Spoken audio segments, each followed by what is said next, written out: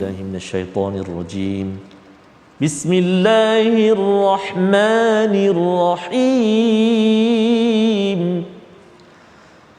الحمد لله رب العالمين الرحمن الرحيم مالك يوم الدين إياك نعبد وإياك نستعين اهدنا الصراط المستقيم صراط الذين أنعمت عليهم غير المغضوب عليهم ولا الضالين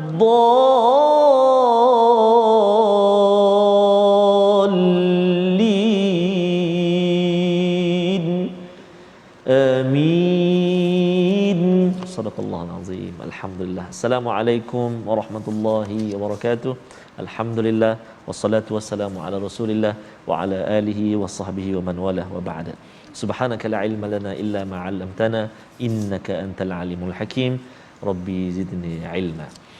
Alhamdulillah, apa khabar tuan-tuan dan puan-puan, ibu ayah, sahabat-sahabat Al-Quran yang dikasihi oleh Allah Subhanahu Wa Taala sekalian. Mudah-mudahan senantiasa dikurniakan kesihatan dan juga barakah daripada Allah Subhanahu Wa Taala. Dan alhamdulillah hari ini kita bertemu kembali dalam My Quran Time. Dan kita bersama pada hari ini tak lain tak bukan Al-Fadil Al-Ustaz Profesor Madya Dr. Ahmad Sanusi Azmi, Timbalan Dekan Fakulti Pengajian Quran dan Sunnah USIM Nilai Negeri Sembilan. Oh, penuh ini.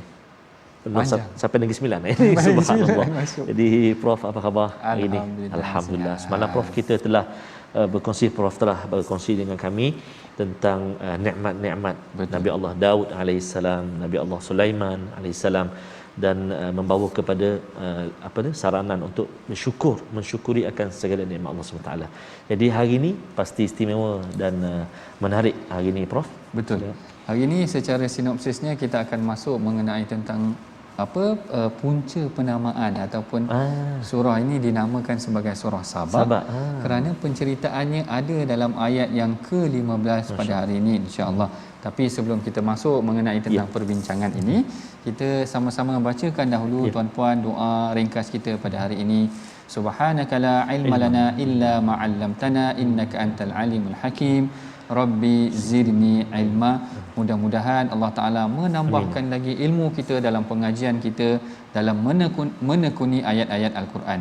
Hari ini kita masuk kepada halaman yang ke-430, yang mana secara umumnya seperti yang telah saya sebutkan sedikit tadi bersama dengan Ustaz Tarmizi kita mengenai tentang sinopsis ayat. Kita telah pun ringkaskan sinopsis tersebut dalam jadual yang disediakan. Mari sama-sama kita perhatikan sinopsis pengajian kita, iaitu mengenai tentang kisah negeri Sabak dan juga banjir besar Saidul Arimi yang disebutkan pada ayat yang ke-15 sehingga ke ayat yang ke-21.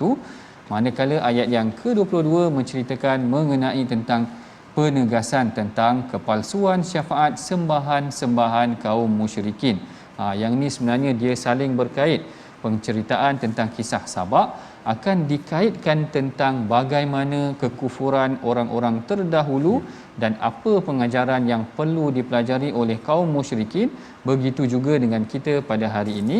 Tapi sebelum kita masuk kepada perincian mengenai tentang huraian dan tadabbur kita daripada ayat yang 15 hingga ke 22 ini, mari sama-sama kita baca dahulu tuan-puan ayat daripada 15 hingga ke 18 yang akan dipimpin oleh Ustaz Tarmizi kita. Al-Fadil Ustaz, silakan. Terima kasih Al-Fadil Prof. Doktor. Tuan-tuan dan puan-puan sahabat Al-Quran, ibu-ibu ayah-ayah, kita nak mulakan bacaan kita bermula ayat yang ke-15 sehingga ayat yang ke-18.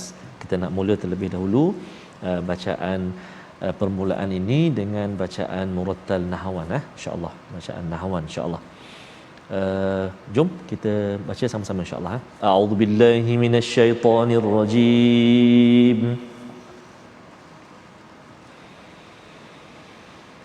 لقد كان لسبإ في مسكنهم آية جنتان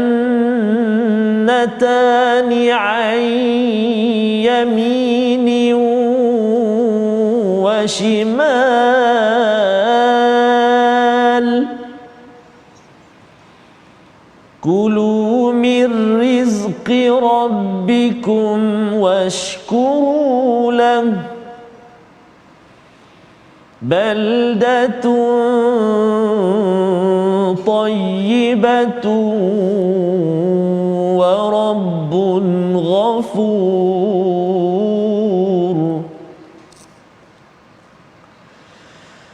فأعرضوا فأرسلنا عليهم سيل العرم وبدلناهم بجنتين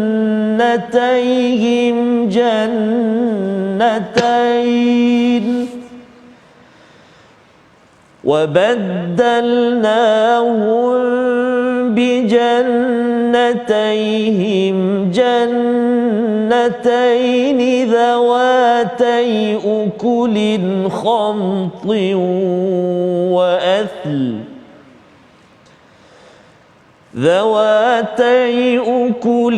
خمط وأثل وشيء من سدر قليل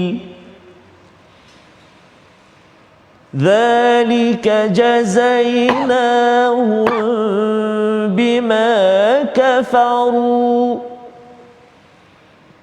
وهل نجازي إلا الكفور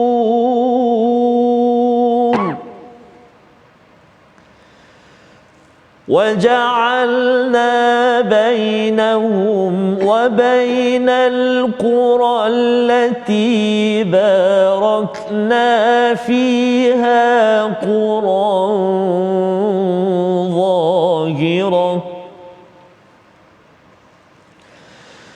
وبين القرى التي باركنا فيها قرى ظاهرة وقدرنا فيها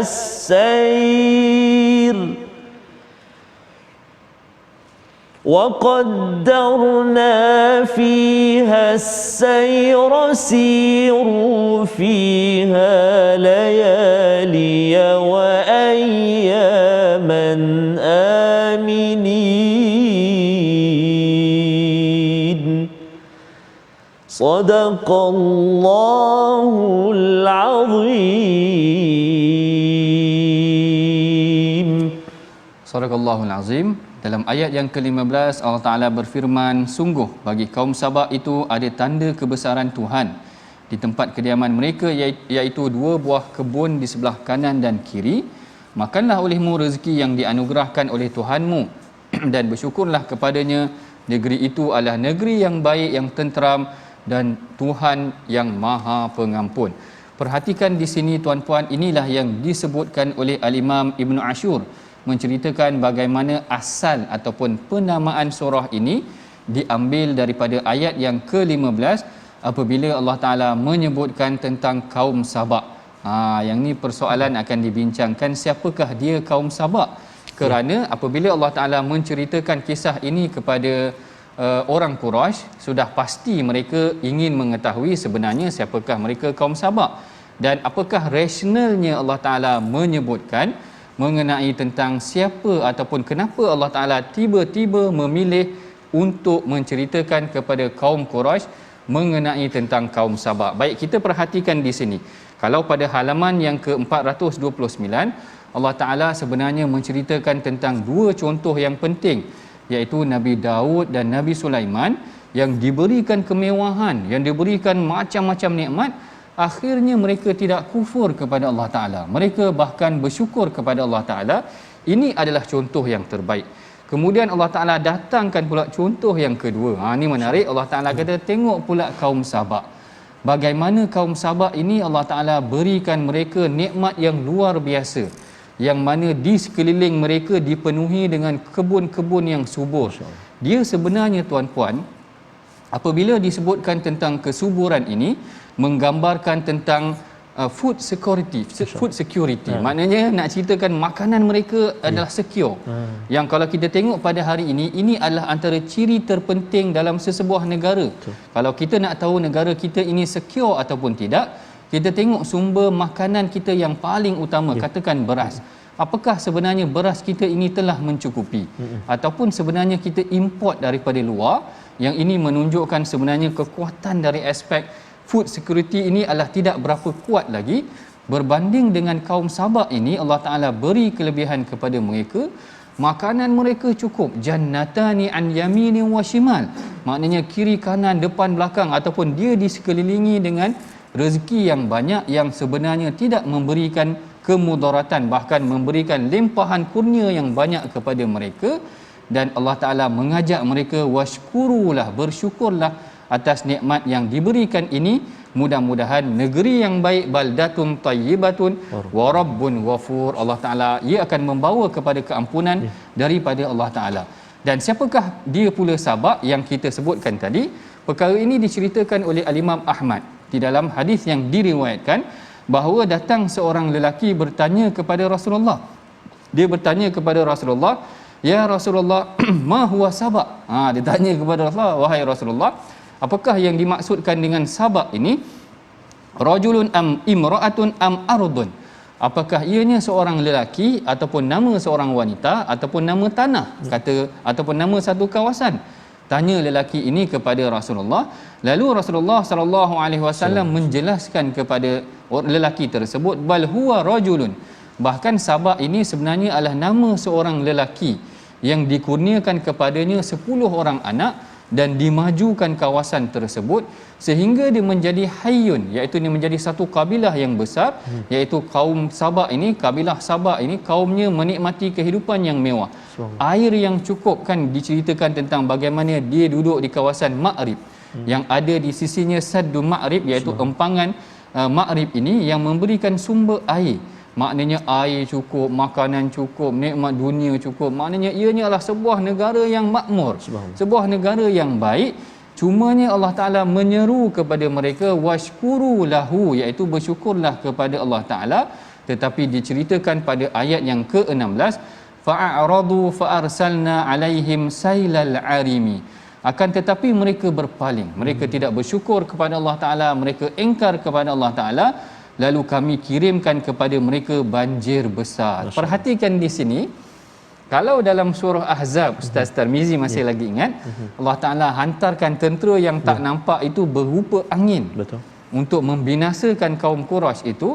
Dalam surah Sabak pula Allah Ta'ala datangkan tenteranya yang lain berupa air, yang membinasakan sebuah kaum yang besar, yang mempunyai tamadun yang hebat, yang makanan mereka secure, food security, maknanya makanan kuat begitu, tetapi Allah Ta'ala boleh membinasakan mereka. Maka ini adalah pengajaran yang penting yang kita pelajari daripada halaman ini ataupun ayat ini, bagaimana sebenarnya perkara yang membangunkan sesebuah negara. Yang pertamanya yang kalau diceritakan di sini adalah keamanan pemakanan ataupun keamanan makanan tersebut, ataupun yang disebut tadi istilahnya food security itu, iaitu makanan mereka cukup. Macam yang disebutkan di dalam perkara ataupun di dalam ayat ini, jannatani an yaminin wa shimal, ini adalah perkara yang mesti kita pelajari daripada mereka. Bagaimana kalau boleh kita dah tak import dah. Kalau kita mampulah. Kalau kita mampu, kita tak import ayam kita tak import daging kita. Maknanya kita boleh produce. Kita boleh keluarkan sendiri seperti mana yang Allah Ta'ala berikan, jadikan kepada kaum Sabak. Mereka mempunyai kekuatan luar biasa dari aspek penghasilan pemakanan ataupun makanan tersebut. Yang keduanya sebenarnya diceritakan juga bagaimana kemakmuran sesebuah negara itu adalah kesan daripada kepimpinan yang baik juga. Yang ini juga mungkin kita boleh pelajari daripada kaum Sabak, bagaimana sebenarnya untuk menghasilkan kepimpinan yang baik, ianya perlulah dididik dengan diberikan kepimpinan Kerana menurut Al-Imam Ibn Kathir, kaum Sabak ini bukan sahaja mereka ini telah diberikan kelebihan yang pelbagai, bahkan Allah Ta'ala pernah mengutuskan Rasul kepada mereka. Yang ini yang disebutkan oleh Al-Imam Ibn Kathir, wa ba'athahu Allahu ilaihim ar-rusul ta'muruhum an ya'kulu min rizqihi wa yashkuru bi tauhidihi. Kata Al-Imam Ibn Kathir, Allah Ta'ala telah menghantar kepada kaum Sabak ini rasul-rasul agar mereka makan makanan yang diberikan oleh Allah Ta'ala kepada mereka dan bersyukur melalui mengabdikan diri kepada Allah Ta'ala dengan bertauhid kepada Allah Ta'ala. Kerana kita bimbang, andai sekiranya kita melakukan perkara yang mengingkari apa yang telah disyariatkan oleh Allah, dia sebenarnya akan membawa kepada keruntuhan negara. Kita sekadar melihat barangkali panduan Al-Quran ini sekadar untuk ibadah peribadi, barangkali orang berfahaman sedemikian. Tetapi sebenarnya panduan yang diberikan oleh Allah Ta'ala dalam Al-Quran ini bukan sekadar untuk individu sahaja, tetapi untuk komuniti, bahkan untuk sebuah negara. Itulah pentingnya sebenarnya tuan-puan, kita pelajari ayat-ayat Allah ini dan kita ambil pengajaran supaya kita benar-benar berjaya menghasilkan baldatun tayyibatun wa rabbun ghafur, iaitu negeri yang baik, negeri yang aman, harmoni, dan Tuhan Maha Pengampun. Ini adalah kembali kepada, ada juga yang bertanya, kenapa Allah Ta'ala cerita tentang kaum Sabak tapi ceritakan tentang baldatun tayyibah wa rabbun ghafur. Dalam ayat ini sebenarnya mengandungi dua elemen, iaitu Allah Ta'ala memberikan elemen tentang negeri yang baik, tetapi tidak memadai dengan pengurusan ataupun pentadbiran yang baik sahaja, tetapi seharusnya negeri itu membawa rakyatnya ataupun masyarakatnya kembali kepada Allah.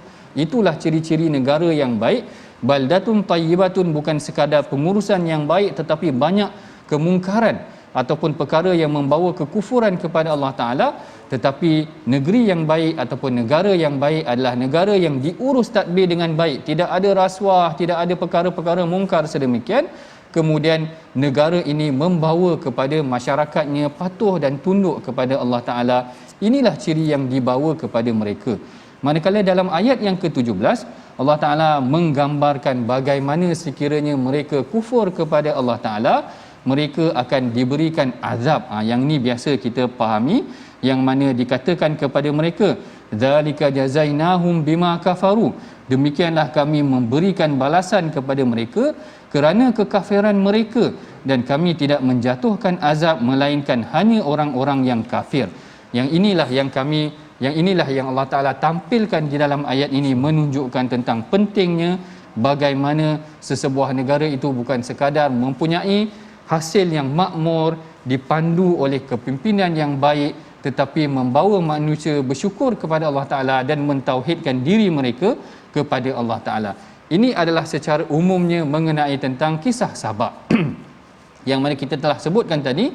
Yang pertama, Sabak ini adalah mengenai tentang satu kaum yang dipimpin oleh seorang lelaki yang asalnya sendiri namanya Sabak, yang mana mereka berjaya membangunkan sebuah tamadun yang hebat, tetapi mereka kufur kepada Allah Ta'ala. Ini adalah contoh yang kedua diberikan kepada Quraisy. Kalau kamu ingkar kepada Allah Ta'ala kerana kemewahan yang diberikan kepada kamu, tengok dulu Nabi Sulaiman dulu bukan sahaja kemewahan, boleh arahkan jin terus. Boleh arahkan jin terus. Tengok dahulu kaum Sabak dahulu, bukan sahaja mereka mewah, makanan mereka tidak memerlukan orang lain. Kalau kita bandingkan dengan Quraisy, Ustaz Tirmizi, Quraisy ni dia berharap kepada makanan luar juga, kerana dia adalah tanah yang tidak berapa nak subur. Mekah itu sendiri bukan tanah pertanian. Yang tanah pertanian adalah tanah di Madinah. Tandus kawasannya.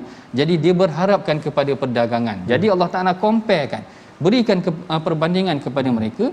Kalau kamu rasa kamu hebat, kaum Sabak lebih hebat. Tanaman mereka hebat, makanan mereka cukup, tetapi bila mana mereka kufur, mereka akan dimusnahkan oleh Allah Ta'ala. Jadi itulah secara umumnya mengenai tentang perenggan ataupun fasa yang pertama dalam perbincangan kita pada hari ini. Sebelum kita berehat, nanti kita perhatikan dahulu perkataan pilihan kita pada hari ini, iaitu mengenai tentang mazaqa.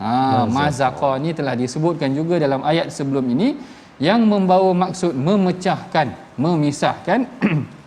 Kullu mumazzaq, yang ini disebutkan dalam Al-Quran sebanyak 4 kali, dan di dalam ayat yang kita bacakan ini adalah pada ayat yang ke-19, yang mana Allah Taala menyebutkan faja'alnahum ahaditha wa mazzaqnahum kulla mumazzaq, yang mana kami hancurkan mereka sehancur-hancurnya. Allahu akbar.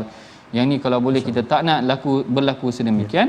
Bahkan Allah Taala mengajar, Allah Taala kata inna fi dzalika laayatin likulli sabarin syakur, yang mana akhirnya tengokkan kat sini. Kalau halaman sebelah Allah Taala ceritakan tentang sifat syukur, halaman ini juga Allah Taala kembalikan agar manusia itu bersyukur kepada Allah Taala.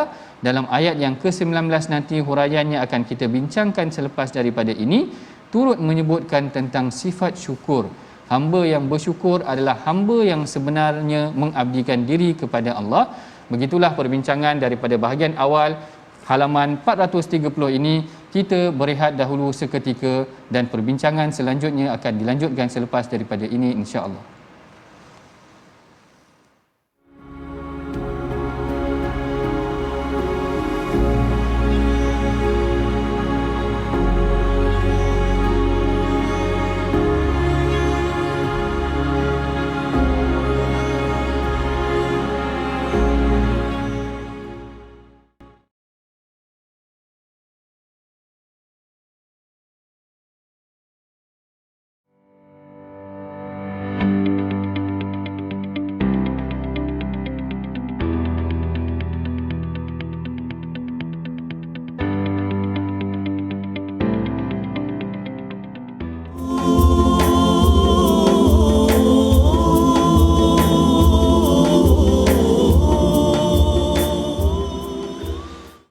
Alangkah indahnya hidup kita jika hidup bersama dengan kehendak Allah Subhanahu wa taala. Allahu akbar.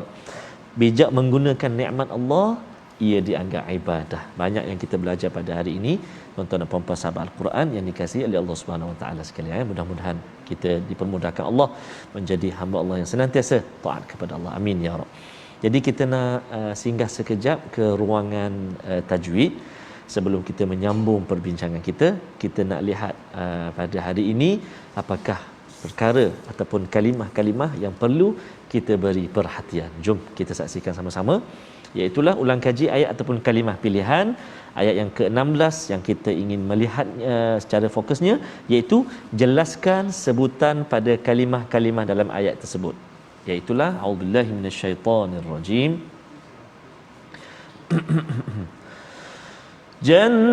جنتين ذواتي أكل خمط وأثل وشيء من سدر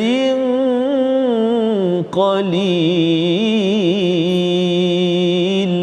Baik, yang pertama sekali kalimah jannataini, ada wajib al-ghunnah, dengung dua harakat. Jannataini, kemudian dhawatai, huruf dzal hati-hati keluar ujung lidah di antara gigi kaki atas dan bawah. Kemudian kita jumpa ukulin khamtin, dengung lagi, khamtin satu, wa athliu dua tempat. Dua-dua itu adalah idgham ma'al ghunnah, kena hati-hati dengung dua harakat.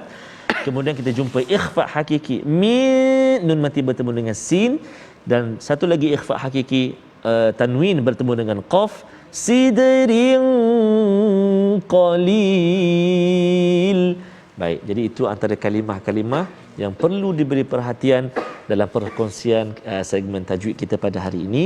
Mudah-mudahan dapat kita praktikkan dan kita semak bacaan kita dengan guru kita insya-Allah taala. Selamat mencuba. Allahu a'lam insya-Allah.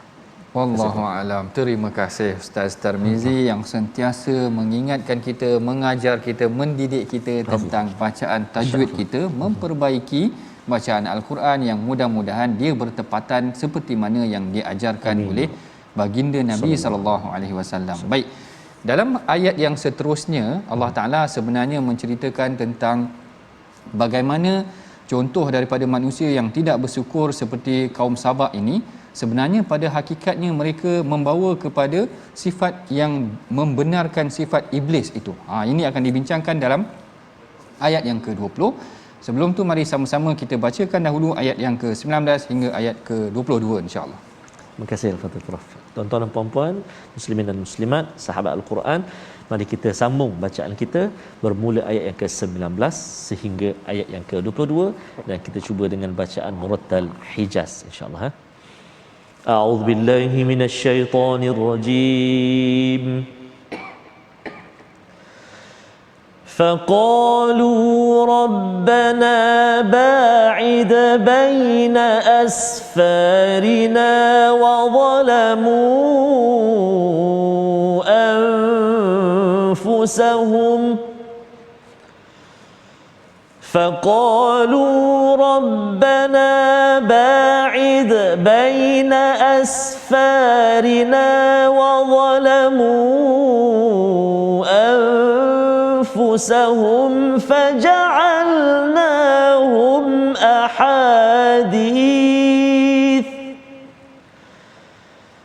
فجعلناهم أحاديث ومزقناهم كل ممزق إن في ذلك لآيات لكل صبار شكور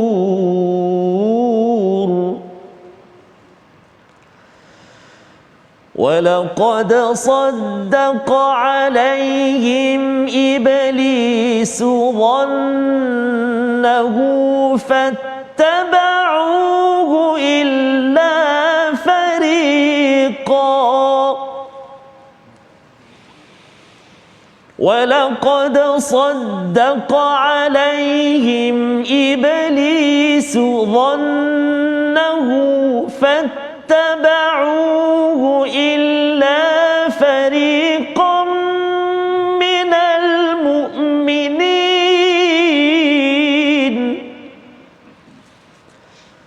وما كان له عليهم من سلطان وما كان له عليهم من سلطان إلا لنعلم من يؤمن بالآخرة إلا لنعلم من يؤمن بالآخرة ممن هو منها في شك وربك على كل شيء حفيظ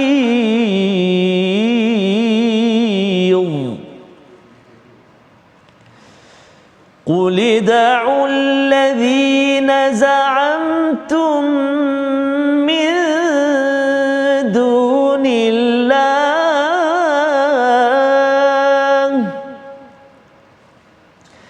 لا يملكون مثقال ذرة في السماوات ولا في الأرض لا يملكون مثقال ذرة في السماوات ولا في الأرض وما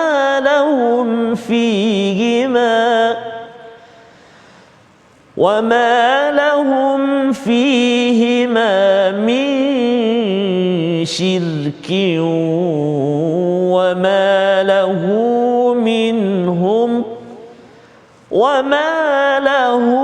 منهم من ظهير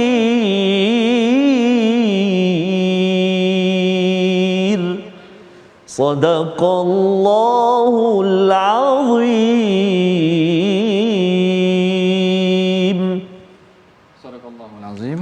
Dalam ayat yang ke-19 Allah Taala berfirman, maka mereka berkata, ya Tuhan kami, jauhkanlah jarak perjalanan kami, dan bererti mereka menzalimi diri mereka sendiri, maka kami jadikan mereka bahan perbicaraan dan kami hancurkan mereka sehancur-hancurnya. Ayat yang ke-19 ini sebenarnya menggambarkan kepada kita Allah Ta'ala memberikan lebih perincian terhadap sikap kaum Sabak ini, yang mana mereka bukan sahaja tidak bersyukur kepada Allah Ta'ala, bahkan mereka meminta lebih daripada apa yang sepatutnya. Mereka meminta lebih daripada perkara yang sepatutnya diberikan kepada mereka ataupun telah diberikan kepada mereka. Yang inilah yang disebutkan oleh Al-Imam Ibn Abi Hatim kalau tidak silap saya, yang mana perkara ini dinukilkan sendiri oleh Al-Imam Ibn Kathir, yang mana Al-Imam Ibn Kathir menyebutkan kaum Sabak ini bukan sahaja mereka tidak bersyukur kepada Allah Ta'ala, bahkan mereka meminta yang bukan-bukan selepas daripada itu. Yang ni sama seperti Bani Israel sebenarnya. Yang ni yang disebutkan, dia kata batarun ni'mah. Mereka ini bukan sahaja dah dikurniakan nikmat, tetapi mereka tidak bersyukur dengan nikmat yang diberikan kepada mereka. Bahkan fatalabun naqda wat ta'ab. Mereka meminta sesuatu yang menyusahkan diri mereka tadi, meminta sesuatu yang luar biasa. Kalau Bani Israel dahulu telah diberikan kepada mereka manna was salwa, tetapi mereka minta al-basal, kan diminta dah macam-macam dengan bawang dan sebagainya. Yang telah diberikan kepada mereka adalah perkara yang lebih baik, tetapi mereka meminta, tengok dekat sini dalam ayat yang ke-19, mereka meminta agar perjalanan mereka dijauhkan. Sebenarnya perjalanan mereka ke negeri Makkah ataupun negeri-negeri yang diberkati ini telah didekatkan ataupun tidak jauh pun untuk mereka berdagang ataupun menjalankan urusan sesama mereka. Tetapi disebabkan kerana kekufuran mereka ini, sebenarnya tanda-tanda orang yang tidak bersyukur dan kufur. Apabila telah diberikan nikmat kepada mereka, mereka meminta yang pelik-pelik pula. Mereka meminta yang pelik-pelik, sehingga perkara ini menyebabkan mereka dikenakan azab oleh Allah Ta'ala. Inilah yang disebutkan dalam ayat yang ke-19.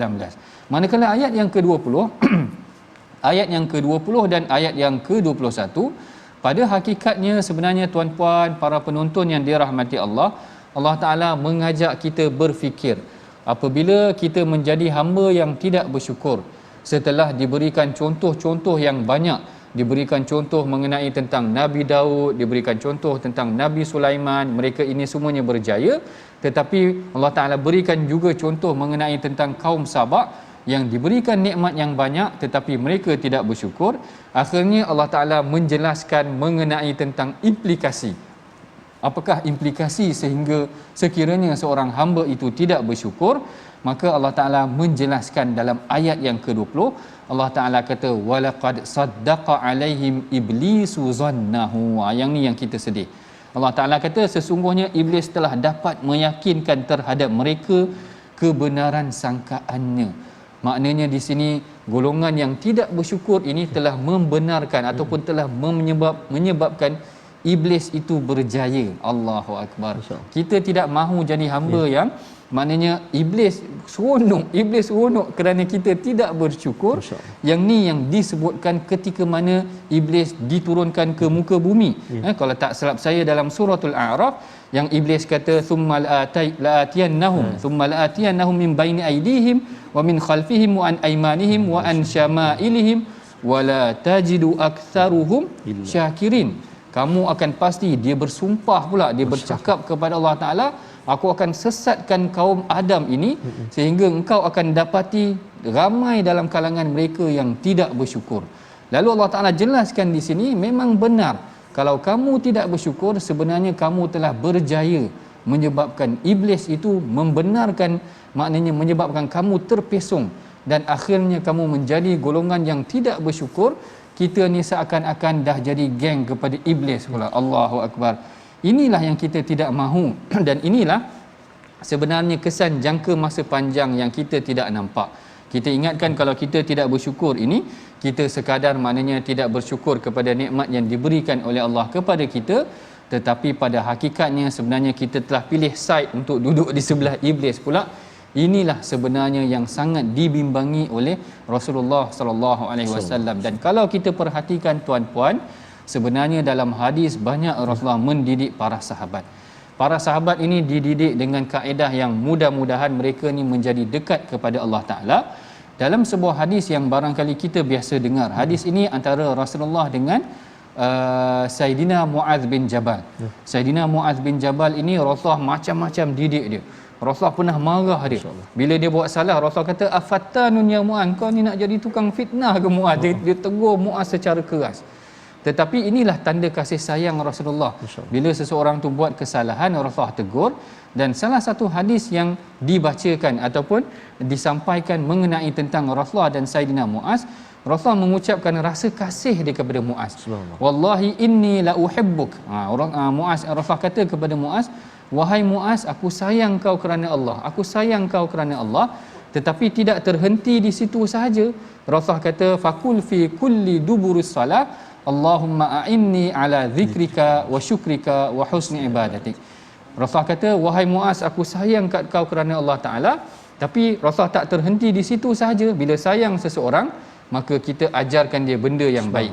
Bila Rasulullah sayang kepada Saidina Muaz, Rasulullah kata kepada Muaz, maka bacalah pada setiap kali penghujung salatmu ataupun selepas salat, Allahumma a'inni ala zikrika wa syukrika wa husni ibadatik. Ya Allah, ya Tuhan kami, bantulah aku dalam mengingati Engkau dan bersyukur kepadamu, wa husni ibadatik, dan berbuat ibadah dengan dalam keadaan yang sempurna dan baik sedemikian. Jadi seakan-akannya syukur ini adalah satu perkara yang kita kena mohon. Syukur ini adalah satu perkara yang kita kena praktikkan seperti mana yang dilakukan oleh Rasulullah. Bukan sekadar Rasulullah praktikkan, dia bangun malam sampai bengkak-bengkak kaki dan dia katakan, "Afala akunu abdan syakura." Bukan sekadar itu tetapi Rasulullah juga mendidik para sahabat. Bukan sekadar kita sendiri bangun malam, kita kena didik juga orang lain agar mereka turut sama menjadi hamba yang bersyukur. Begitu juga kalau kita tidak bersyukur ini, kita nampak kesannya dah tadi, iaitu yang pertama, golongan yang tidak bersyukur ini dia boleh membawa kepada kekufuran. Betul. Tengok kaum Sabah, tengok Bani Israel, tengok kaum-kaum yang terdahulu. Apabila mereka ego kepada Allah Ta'ala, tidak bersyukur kepada Allah Ta'ala, menyebabkan mereka tergelincir kepada kekufuran. Manakala yang kedua, tidak bersyukur ini juga sebenarnya menggambarkan keegoan seseorang, hampir-hampir mirip dengan sifat iblis. Yang ni yang kita tak nak. Maknanya dahlah tidak bersyukur, maknanya dia telah membenarkan apa yang telah dijanjikan ataupun ditekadkan oleh iblis itu tadi. Oleh yang demikian, mari sama-sama tuan-puan kita pasakkan kefahaman kita mengenai tentang konsep syukur ini, kerana kesan jangka masanya yang panjang, kita pada hakikatnya telah memberikan kemenangan kepada iblis dan kita tak nak sedemikian. Mari sama-sama kita bacakan ayat yang ke-20 dengan Ustaz Tirmizi kita. Mudah-mudahan kita akan mencambahkan lagi kefahaman dan penghayatan terhadap ayat ini dan menjadikan kita hamba-hamba yang bersyukur, insya-Allah. Terima kasih Al-Fatihah Prof. Kita nak baca sekali lagi ayat yang ke-20 Prof. Ayat ke-20. Baik, kita ulang sekali lagi, kita pasakkan ayat yang ke-20, tuan-tuan dan puan-puan sahabat Al-Quran. Kita baca sama-sama insya-Allah. A'udzu billahi minasyaitonir rajim.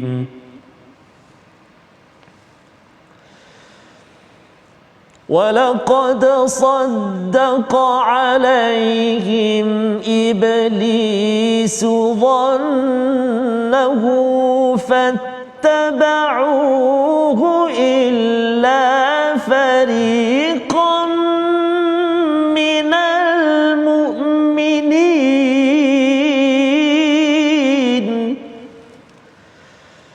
فَاتَّبَعُوهُ إِلَّا فريقا من المؤمنين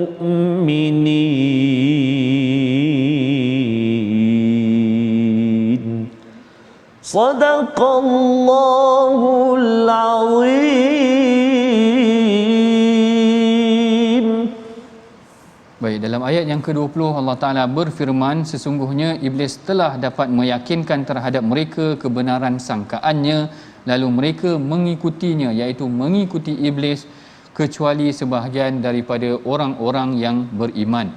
Jadi yang ini yang penting, orang-orang mukmin sepatutnya tidak terpengaruh dengan iblis. Orang-orang mukmin banyak mendirikan salat dan bersyukur kepada Allah Ta'ala. Bahkan orang-orang mukmin ini adalah orang yang berdoa, seperti mana doa yang diajarkan oleh Rasulullah sallallahu alaihi wasallam kepada Saidina Muaz bin Jabal, Mari sama-sama tuan-puan kita amalkan doa yang telah diajarkan oleh Rasulullah kepada Saidina Muaz ini. Allahumma a'inni ala zikrika wa syukrika wa husni ibadatik. Allahumma a'inni ala zikrika wa syukrika wa husni ibadatik. Jadi doa ini yang dinasihatkan oleh Rasulullah agar diajarkan ataupun dibacakan kepada setiap kali setelah selesai daripada solat. Para ulama berselisih selepas solat ini sama ada lepas tahiyat ataupun selepas solat betul, maka kedua-duanya boleh. Selepas daripada tahiyat kita baca innaka hamidum majid, kita pun baca Allahumma a'inni ala zikrika wa syukrika wa husni ibadatik pun boleh, ataupun selesai daripada kita memberi salam kita baca doa ini pun boleh. Sama-sama kita amalkan, mudah-mudahan kita menjadi hamba yang bersyukur. Dan pada penutup ayat ini Allah Taala menegaskan wa ma kana lahu alaihim min sultan illa lina'lama man yu'minu bil akhirah. Allah Taala kata dan tidak ada kekuasaan iblis terhadap mereka melainkan yang beriman pada hari akhirat, dan siapa yang masih ragu-ragu tentang hari akhirat itu, sesungguhnya Tuhanmu Maha memelihara segala sesuatu. Perhatikan, akhirnya Allah Taala ingatkan kepada kita sebenarnya iblis tidak mempunyai kuasa ke atas diri kita. Kalau kita benar-benar beriman kepada Allah Ta'ala, kita mendirikan solat, kita kuatkan, pasakkan keimanan kita, bersyukur kepada Allah Ta'ala, dia sebenarnya tidak akan berjaya menyebabkan iblis itu mempengaruhi kita, kerana kekuatan itu adalah kekuatan yang datang dalam diri. Orang yang bersyukur ini sebenarnya orang yang rapat dan dekat dengan Allah Ta'ala, kerana mereka mengetahui bahawa nikmat ini tidak lain dan tidak bukan adalah anugerah daripada Allah Ta'ala. Baik, kita telah pun hampir sampai kepada penghujung rancangan. Bagi kita mempraktikkan, kita mengamalkan setiap apa yang kita pelajari daripada pengajian kita pada hari ini, kita baca, faham dan amal, iaitu kita nak amalkan apa. Mari sama-sama kita perhatikan resolusi yang kita boleh amalkan daripada ayat halaman ke-430 ini. Yang pertama, kita kejar keampunan Allah untuk memastikan kehidupan yang baik. Ini diambil daripada baldatun tayyibatun wa rabbun ghafur itu tadi, negeri yang baik dan Tuhan yang Maha Pengampun. Kita hendaklah memohon keampunan dari Allah. Yang kedua, elakkan berpaling kepada Allah daripada Allah untuk mengelakkan keruntuhan tamadun. Dan yang ketiganya, berfikirlah kesan jangka masa pendek dan panjang sebagai tanda yakin pada hari akhirat, menyebabkan iblis tidak mampu mengacau kita. Kesan jangka masa pendeknya apa? Kalau kita bersyukur kepada Allah Ta'ala, dan kesan jangka masa panjangnya, kita sebenarnya akan berjaya menjauhkan diri kita daripada iblis itu sendiri. Dan akhirnya, bagi memberkati pengajian kita pada hari ini, mari sama-sama tuan-puan kita bacakan doa. Mudah-mudahan Allah Ta'ala jadikan kita dalam kalangan hamba-Nya yang bersyukur, dan mudah-mudahan Allah Ta'ala menjauhkan kita daripada bisikan iblis dan syaitan. Kita sama-sama bacakan dengan dipimpin oleh Ustaz Tarmizi kita. Silakan Ustaz. Terima kasih Al-Fatihah Prof. A'udzubillahi minasyaitonirrajim. Bismillahirrahmanirrahim. Alhamdulillahi rabbil alamin, wassalatu wassalamu ala rasulillahil amin, sayyidina Muhammadin wa ala alihi wa sahbihi ajma'in. Allahumma ya Allah wa ya Rahman wa ya Rahim, ampunilah dosa-dosa kami ya Allah. Ampunilah dosa-dosa ibu ayah kami, ibu ayah mertua kami, muslimin muslimat, mukminin dan mukminat birahmatik ya arhamar rahimin. Ya Allah ya Rahman wa ya Rahim, tolong kami ya Allah untuk kami senantiasa ingat kepadamu. Tolong kami ya Allah untuk kami senantiasa mensyukuri akan segala nikmat kurniaan pemberianmu kepada kami ya Allah. Tolong kami, bantu kami ya Allah untuk kami senantiasa memperbaiki, menambah baik, melipat gandakan amal ibadah kami kepadamu ya Allah. Allahumma inna na'udzubika minal barasi wal junun wal judami wa min sayyi'il asqam. Mudah-mudahan ya Allah kami tergolong dalam hamba-hamba-Mu yang mana disebut oleh-Mu, iaitulah negeri yang baik yang mana diampunkan dosa-dosa yang berada di dalamnya.